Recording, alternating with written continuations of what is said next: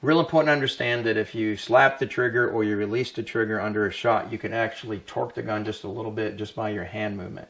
I'm not going to get into the semantics as far as crease of the trigger or the trigger finger or the tip of the trigger finger. Honestly, I put mine dead center. It doesn't really matter what you do as long as you're consistent, you know, whether you're pulling or pressing. I like a nice press instead of a push. So I'll kind of throw that out there. I like center of the trigger finger. Now, when we talk about trigger squeeze, when you close the bolt, get ready to shoot the gun, get behind it, as long as you don't let go of the trigger right after the shot, that's one thing that'll throw your shot off. The other thing is if you're scared, and a lot of people do, is they'll go ahead and run into the trigger. We don't ever want to run into the trigger. So when you squeeze the trigger, I'm going to do a dry fire first. Get behind the gun, line everything up, check all your components, make sure everything is level.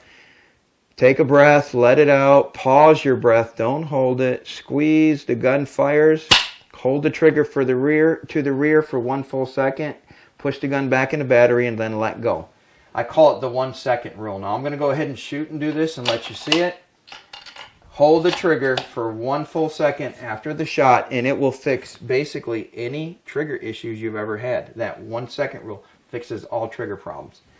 So I get ready to shoot. I'm only at 600. I'm going to give it a 3/4 minute. Touch the trigger.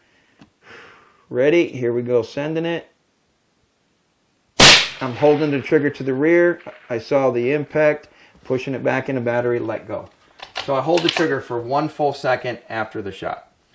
Now, don't worry about that you're holding it for a second, because guess what? Even if you're shooting at 1,000 yards, it's 1.47 seconds of flight time at this sea level. And at 600 yards, you're right around a second anyway. You're going to watch the bullet impact the animal like we talked about in an earlier segment. So hold it for 1 full second. Let the gun do everything it's supposed to do. Let the bullet leave the barrel. Hold that trigger 1 full second, and it'll fix all your trigger problems.